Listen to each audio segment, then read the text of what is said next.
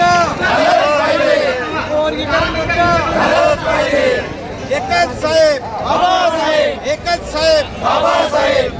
विश्वरत्न doctor Babasaheb आंबेडकरांचा विश्वरत्न doctor Babasaheb आंबेडकरांचा आरक्षणाचे जनक छत्रपती शाहू महाराजांचा आरक्षणाचे जनक छत्रपती शाहू महाराजांचा छत्रपती शिवाजी महाराजांचा छत्रपती शिवाजी महाराजांचा डॉक्टर बाबासाहेब आंबेडकरांचा डॉक्टर बाबासाहेब आंबेडकरांचा.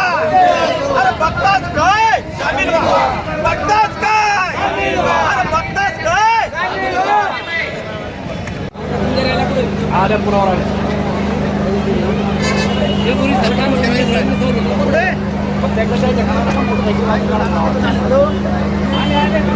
कुठल्या कुठल्या कुठल्या लोकांच्या बायका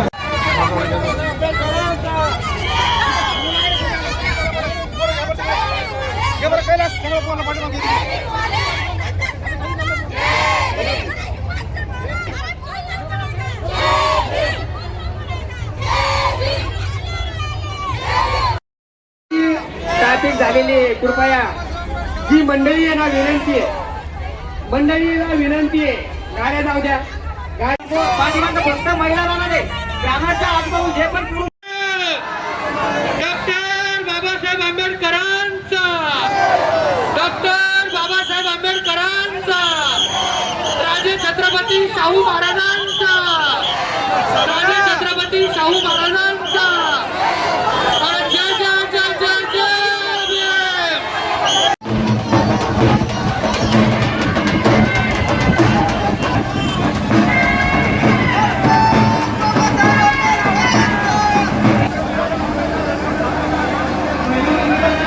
भैया असं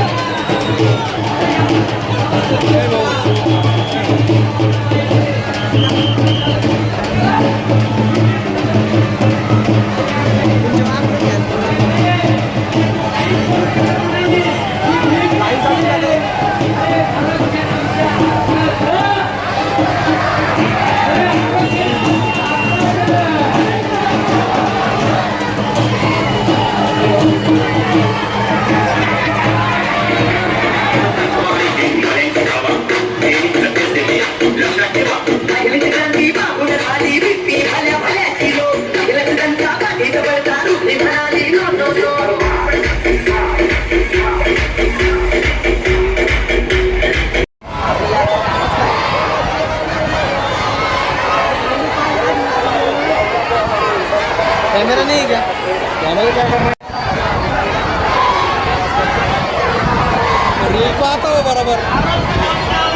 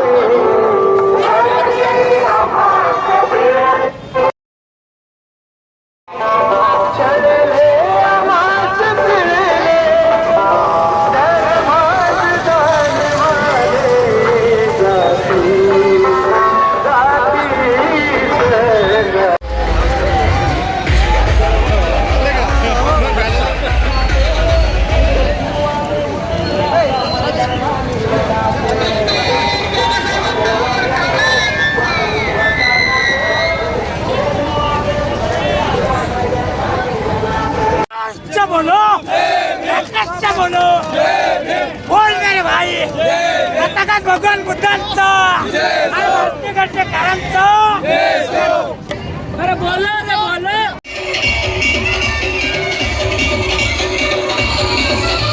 पडली भवानी देवा ज्ञानाच्या बाहेरी रणात फिरली नाती कधी समाधारी तख्त दौलती समोर केली नालाचारी कधी न चुकली ती केली त्या दरबारी तमाम बादशाहीचा ताकदीने ठोकरला मला तो मुळाचा बेचतीने पांघरला धर्मरक्षणाची सदा जगात भवानी झाली कुलूम सर्वाचा रस्ता मेची आली मला सावरते मामा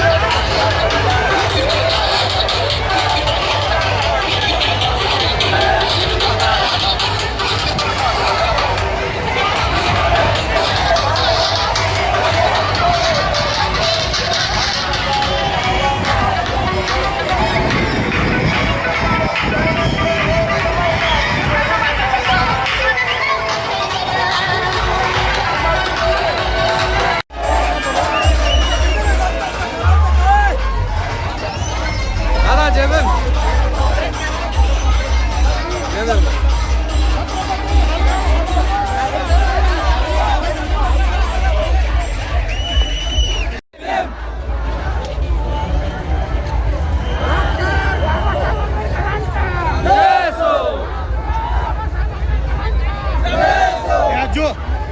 त्यांना पाणी आणतात पाणी पाणी बॉटल बॉटल बॉटल ते आपल्या आहे आपल्या बाटल्या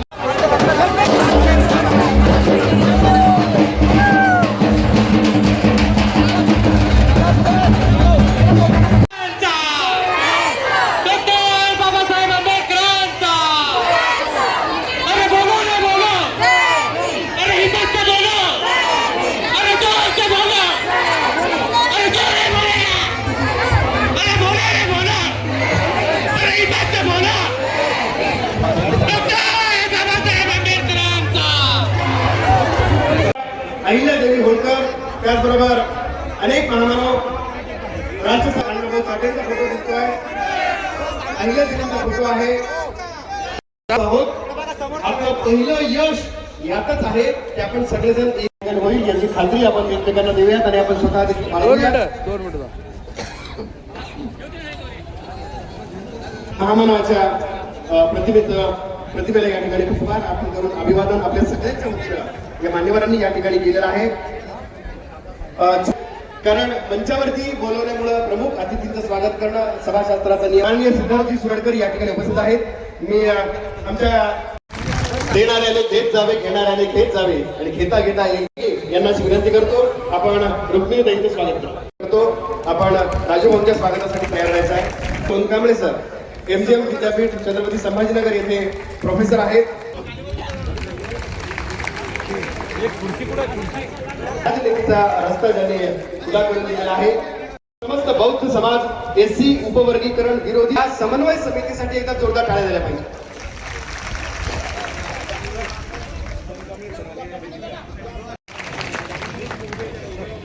भडव्याने तिला गळफास देऊन तिला मारण्यात आलं.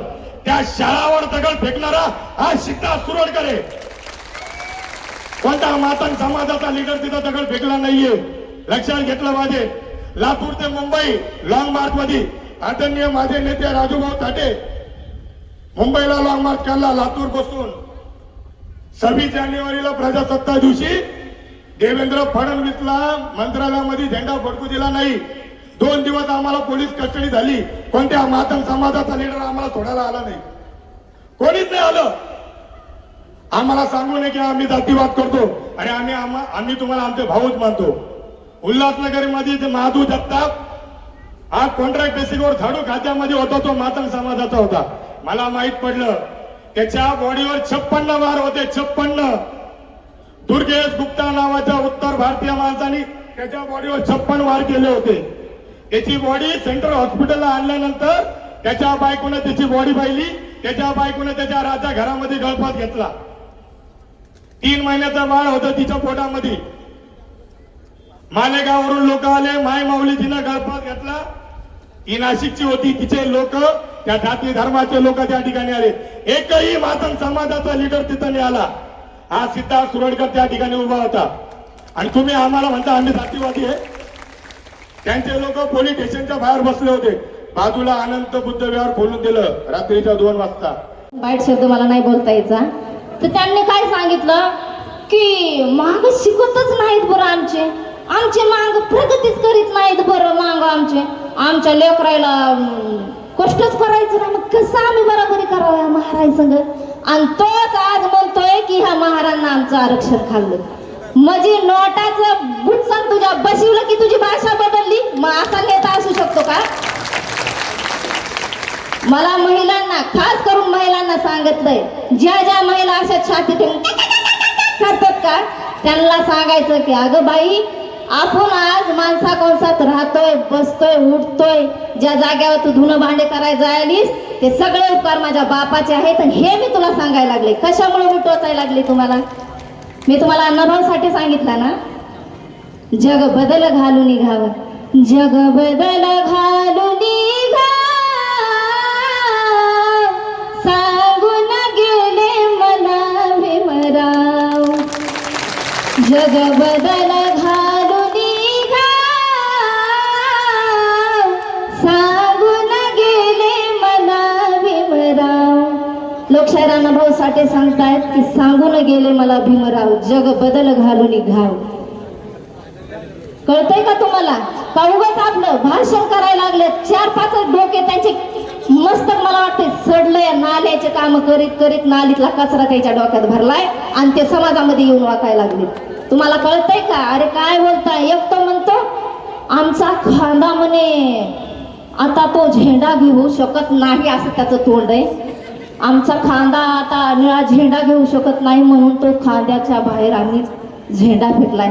अरे निळा झेंडा घेण्यासाठी मर्दाची हिम्मत आणि ताकद मर्दाची लागते. मी उगा जय भीम बोलत नाही. छाती ठोकून गडी पण माझ्यापुढं फेल पडन जय भीम बोलाय. ही ताकद माझ्या भीमाची. तुझा खांदा पोकळ आहे र तर मनुवादी विचाराची भाकरी खाऊ खाऊन सडलाय. त्या खांद्याला बाबासाहेबाचा झेंडा पेलणारच नाही. तू काय टाकून देतोस? तुझी हिंमतच नाही त्या झेंड्याला हात लावायची. नसा नसात ज्याच्या क्रांती असते, ज्याच्या नसा नसात बाबासाहेबांना दिलेल्या भाकरीची जाण असते, तो झेंडा तोच माणूस हा झेंडा उचलू शकतो. तुमचं मनुवादीने फेकलेल्या तुकड्यावर जगणार तुम्ही. तुमचे खांदे कसे काय टोकळ झालेत ते. आणि हे सांगायला लागले मी. इतका विचार सडलाय ह्या 4-5 डोक्याचा. माझा समाज मुळात कधीच वाईट नव्हता. लोकांना माहितीच नाही चाललंय काय. चला गाड्या निघाल्यात बसा. महाराजांनी खाल्लंय 2 टायटल टाकले. अरे काय खाल्लंय? मेहनत करतात त्यांच्यासारखं कष्ट आणि मेहनत कुणी करू शकत नाही. मला माझ्या नेत्यांना एवढं सांगायचं की कसा काय विसर पडला या गोष्टीचा. यांच्यातला एक जण म्हणतो, दादा माझा, मी त्याला खूप मानायचे, की मी माझ्या समाजाला अण्णाभाऊ साठे आणि डॉक्टर बाबासाहेब सांगू शकलो नाही. मग मी काय पिक्चरचे डायलॉग सांगायले होईल? पिक्चर सांगायले होईल मी का गाणे सांगायला रे? आले बाबासाहेबच सांगायले, अण्णाभाऊ साठे सांगायले, जे की तुम्ही नाहीसा केला समाजामधून. क्रांती काढायला लागला, तलवारीची भाषा करायला लागला.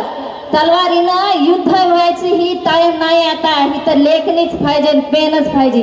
क्रांती पेनानं घडवा. तलवारी जर लेकराच्या मनामध्ये भरता तर तुमचे लेकर जेलायनं जाते आणि ज्यांच्या हातात पेन आहे तो पेनाच्या कायद्यानं लेकराचं बुच्चन दाबून टाकेल. त्याच्यामुळं म्हणते तलवारीची भाषा लेकरांना वापरू नका. ज्यांना बोलता बी येत नाही ते छाती ठोकायला लागले, ल करायला लागले. तुला काय माहिती रे तलवार म्हणजे काय? तलवार म्हणजे नष्ट झालं, तुमचं जीवन संपलं, धुळीला मिळवलं ह्या नेत्याने तुम्हाला. तुमचं वर्चस्व होतं. बुद्ध समाज, महार समाजाचं जी आपल्यावर छाया होती ती नष्ट झाली, हे मी तुम्हाला सांगायला लागले. पैसा देऊन बोलत नाही. ज्या दिवशी मला जर कुणी म्हणलं असतं की तुला 10,000 रुपये देते, स्टेजवर येऊन एकदा जय भीम बोल, तुझ्या लाखाला बिन लात मारील. मी माझ्या घरी जेवढा छाती ठोकून जय भीम बोलते तेवढा मी इथं बोलू शकणार नाही, कारण मला पैशानं ऐकता येणार नाही. बंधू, हे तुझे विचार चाललेत. बायकायला ती विसरून गेले. एक जण अशीच बोलते की आम्ही किती काय किलोचं जनावर उचलून चलत होता. अगं बाई, नाही शोभत हे. तुला बाबासाहेब लोकशाहीर अण्णाभाऊसाठी कळलाच नाही. तुला ताकद नाही, घमंड आहे ते घमंड. आणि ते घमंड येण्यासाठी माझा बाप झटलाय. माझ्या माईनं तो नादग्रस्त केलंय. माझ्या माईनं रात्रात जागली बापा बरोबर, तवा तुला एवढी डेअरिंग आली. 4 लोका तू पॅ पॅ पॅ पॅ पॅ पॅ करायला लागली. सोपं नाही हे. ह्यांच्या सभेत, ह्यांच्या भाषणात आता तुम्ही सांगा, लोकशाहीर अण्णाभाऊ साठेंना सांगितलंय की बाबा जुनं ते सोडून द्या, नवं धरा, बाबासाहेबांच्या मार्गावर चला. यांच्या सोबत आभरण घालून लोक स्टेजवर उभा राहिले. आभरण करतय, अरे नग नग ते जुन्या काळचं बागन, अरे नग नग ते जुन्या काळचं बागन, घालून आभरण गलोगली नाचणार. अरे नग नग ते जुन्या काळचं बागन, घालून आभरण गलोगली नाचर. दातानं तोडतोय कोंबड बाई, जीव त्याला का हाई रे नाही. कोंबड खातोय, आगोरी राहतोय, नाचतोय घुंगरू बांधून पायी. अरे नग नग ते जुन्या काळचं वागन, घालून आभरण गलोगली नाचणार. आभरण घालून स्टेजवर उभा राहतोय, पुन्हा म्हणतोय महाराजनं खाल्लं. अरे तुम्ही 4-5 डोक्यानं माझ्या मांगा जातीचं वाटोळं केलं. तुम्ही काय सांगताय? जेवढी हिंमत तुम्ही शिक्षणात दाखवायची होती ती शिक्षणातच दाखवायची होती. महाराष्ट्र शासनाला त्या ढोल्या पोटाच्या जो कोण काय की पदावर बसलेला आहे त्याला म्हणायचं होतं की 15%पेक्षा 30 कर माझ्या बुद्ध बांधवाला सोबती घेऊन ह्या 4-5 डोक्यानं गोऱ्या तोंडाच्या मिळून लढा द्यायचा होता. आम्हाला हिंमत आली असती. मला म्हणतात आमच्या हृदय सम्राटावर हात घातला. तुझ्या हृदय सम्राटाला अक्कल नाही म्हणून त्याच्यावर मी हात घातलाय. त्यानं माझा समाज भ्रष्ट करून टाकलाय म्हणून तुझ्या हृदय सम्राटावर मी हात घातलाय. अरे तो बाबासाहेबाच्या विचाराचा असता तर मी ह्या गळ्यामध्ये तुझ्या हृदय सम्राटाचं असं ताईत करून बांधला असतो आणि छाती ठोकून म्हणलं असतं, साहेब वा पुढं जय भीम आणि जय लहूजी. तुझा हृदय सम्राट तुला मुठीत घेऊन चाललाय म्हणून माझी तगमग चालली की मुठीपासून लांब व्हा. आणि मी अजूनही सांगते की मी माझ्या समाजाला कधीच गलत बोलत नाही. मी ती 4-5 टोळक्याला गलत बोलते, एवढं ध्यानात द्या. आणि मातांग बंधूंना सावध व्हा, सावध व्हा. वेळ खरंच घातक आहे. मी चुलीपाशी काम करणारी, कष्ट करणारी महिला या ठिकाणी मला बोलावं लागायलंय, कारण मला कळून चुकलंय. शिकल्या सवारलेले, डिग्र्या घेतलेले माझे नेते 4-5 डोके यायचं बुचन बसवलंय नोटानं, म्हणून मला इथं उतरावं लागतंय. मला आज जाफराबाद या ठिकाणी बोलण्यासाठी संधी दिली, दादांनी इथं बोलवलं, त्याच्यासाठी खरंच त्यांचा मनातून एकदा आभार. आणि अजून एक सांगते, जे मी लिखाण केलंय ते फक्त त्या 4-5 डोक्यासाठी. माझ्या भीमाचा कायदा काय तुला कळत कसं नाही. सरण हाय दिली खायाला भाकर भिमान दिली खायाला भाकर भिमान त्या 4-5 डोक्याला दिली खायाला भाकर भिमान कुत्र्या खाली मन घालून खाय दिली खायाला भाकर भिमान कुत्र्या खाली मन घालून खाय सगळ्याला एकदा मानाचा सन्मानाचा हृदयातून आत्म्यातून क्रांतिकारी जय भीम जय भीम जय भीम.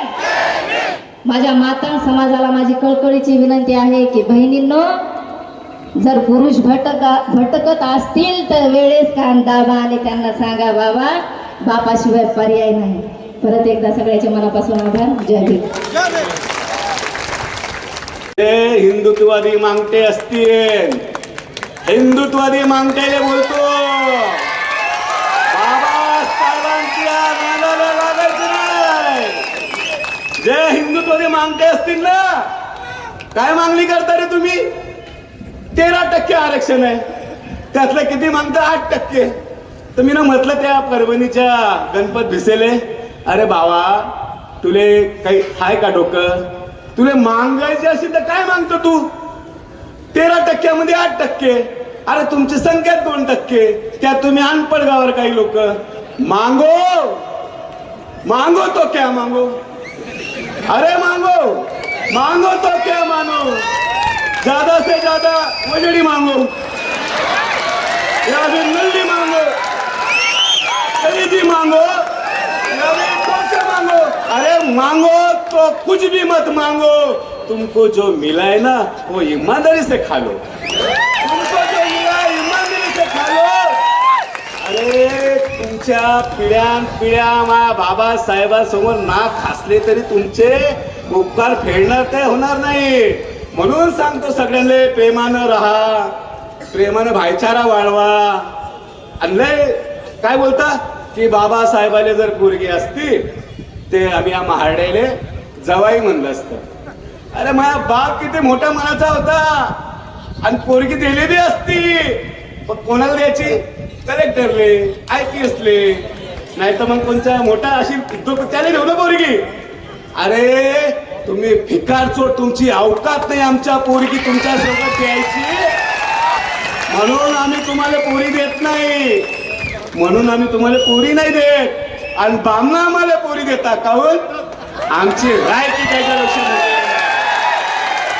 त्यामुळे बामना फुल रिश्ते घेऊन आमच्या मागे लागेलाय पण आम्ही बी बोधायच्याच पोरी करतो पण ते मागायला जास्त डोक्यात आपल्या बामण्याला जास्त डोक्यात चढवत नाही. त्यामुळे मित्रांनो या महाराष्ट्राचा मुख्यमंत्री देवेंद्र फडणवीस हा बामण आहे आणि ह्या बामणानं त्याचा बामणी कावा करेल आहे. आपण काय कोणत्या जातीच्या विरोधात नाही आहे पण जे बोलतील ना त्यानं कधी चौका मारला की इकडून छक्का त्यानं चौका मारला की इकडून छक्का. कारण रस्त्यावरची लढाई लढणारी माणसं आपण आहे अभ्यास करणारी काय बसेल हे अभ्यास करणारे माणसं भाषण करतील आपण काय रस्त्यावरचा फकीर माणसं आहे. आपण रस्त्यावरचे टोले देऊ बी टोले खाऊ बी काही फरक पडत नाही म्हणजे काही फरक पडत नाही. बाबासाहेबांसाठी आपण संघर्ष करणारी माणसं आहोत. आपण सगळ्यांनी माझं ऐकून घेतलं. सगळ्यांना सप्रेम जय भीम जय भीम जय भीम. अरे एकच साहेब एकच बाप एकच महापुरुष जय भीम. पण मी तुम्हाला मानणार मी समाजाच्या पुढे जात नाही बाकी मी कोणाला भीत नाही लक्षात घ्या. तुम्ही जे म्हणशाल तेच होईल. पहिल्यांदा ह्या ज्या सर्व माझ्या समन्वय समितीनं आणि आपण सर्वांनी रिस्पॉन्स दिला आपल्या सर्वांना मानाचा शालूट जय भीम.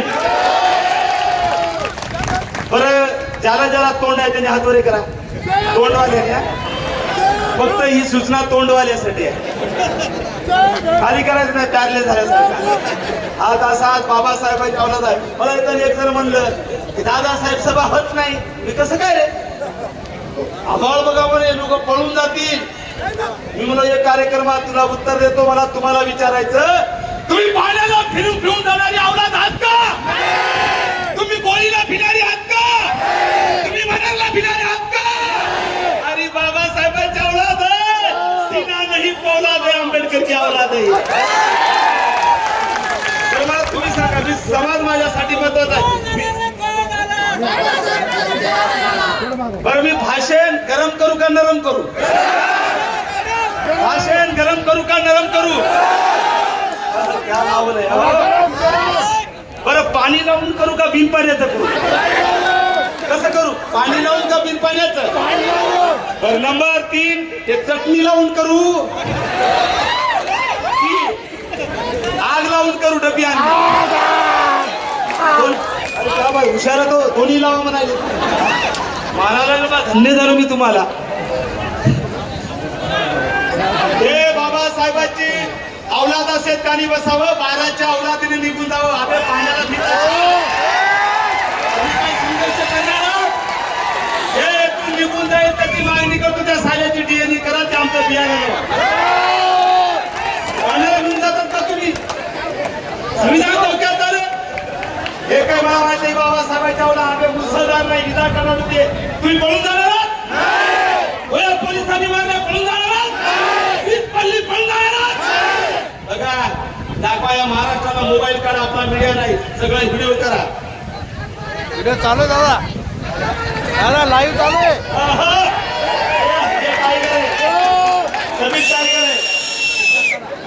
बरं चला, नंबर 1 ताकद काढायच्या. तुम्हाला माहित आहे, मी हातवारी केले की काय म्हणायचंय तुम्हाला सांगायचंय, सगळ्यांनी म्हणायचं. काय म्हणायचं तुम्हाला सांगायची गरज नाही. अरे माना ना, आता नाही. मी असा अभिनाटावरती धरायची नाही. मी असा हातवारी केले की म्हणायचा. तुम्हाला माहित आहे काय म्हणाय, सर्वांना माहित आहे. अरे माना ना, अरे हातवारी केली ना रे, आणि पुढचं तुम्ही म्हणा. मी असं पाहू, हे सिग्नल देतो मी तुम्हाला. अरे माना ना, मराठी सांगेल पडू द्या. ऐतिहासिक सभा इतिहासात नोंद होईल. अरे जाफराबादला या जगाच्या पाठीवर मुसळधार पावसात सभा झाली म्हणून तुमची इतिहासात नोंद होईल. पावसाळा निघून जाईल ना, त्याची नोंद काय होईल माहिती आहे? सांगायची गरज नाही तुम्हाला माहिती. आणि म्हणून आपण म्हणायचं, हसं वगैरे केले की खा गुन्हा. या विषयावरती चर्चा करत आहोत ते लक्षात घ्या. 51 वर्षामध्ये बरंचसं काही घडून गेलेलं आहे आणि भविष्यामध्ये देखील बरंचसं काही घडणार आहे. त्याच्यामुळे 51 वर्षामध्ये जे काही घडले ते पुन्हा घडू नये यासाठी ही खऱ्या अर्थानं ही परिषद आहे असं मला वाटतं. आपण सगळ्यांनी हा विषय थोडासा शांततेनं समजून घेतला पाहिजे. हॅलो, अजून 2 मान्यवर अजून बोलणार आहेत. सगळ्यांचं मार्ग. हा विषय केव्हा सुरू झाला आणि आतापर्यंत काय झालं या सगळ्या इतिहासामध्ये मी थोडंसं जाणार आहे. आणि अवघ्या कमी वेळामध्ये, खरं तर मी तुम्हाला सांगितलं की हा 51 वर्षाचा इतिहास आहे उपवर्गीकरणाचा, पण अगदी थोडक्यामध्ये मी तुम्हाला सांगण्याचा प्रयत्न करणार आहे. साधारणतः 1972 मध्ये अमेरिकेच्या एका विचारवंताने एक पुस्तक लिहिलं. त्या पुस्तकाचं नाव होतं थिअरी ऑफ जस्टिस. आणि या थिअरी ऑफ जस्टिस मध्ये सुरुवातीला या विचारवंताने, थोडंसं शांततेनं ऐकून घ्या, या थिअरी ऑफ जस्टिस या पुस्तकामध्ये एका विचारवंताने संसाधनाचं वितरण केलं पाहिजे अशा प्रकारचा विचार व्यक्त केला. आणि हे पुस्तक 1975 ला, साधारणतः 1975 ला दिल्लीमध्ये JNU विद्यापीठामध्ये अभ्यासक्रमामध्ये आलं. अभ्यासक्रमामध्ये आल्यानंतर या पुस्तकाच्या आधारावरती एक सिद्धांत तयार केला गेला आणि पहिल्यांदा 1975 ला पंजाबमध्ये आरक्षणाचं उपवर्गीकरण झालं. त्यानंतर 2004 मध्ये आंध्र प्रदेश सरकारनं याचं उपवर्गीकरण केलं आणि खऱ्या अर्थानं देशभरामध्ये या उपवर्गीकरणाची चर्चा सुरू झाली. ते 2004 मध्ये हे प्रकरण सुप्रीम कोर्टामध्ये गेलं आणि सुप्रीम कोर्टामध्ये ज्यावेळेस हे प्रकरण चर्चेला आलं त्यावेळेस सुप्रीम कोर्टाने असा निकाल दिला की हे प्रकरण जे आहे किंवा हे उपवर्गीकरण जे आहे जाती उभा करायचा. महाराजांनी बाजी पलटवली. 58 सोडा, आज सरकारच्या विरोधात 59 जाती उभा आहे.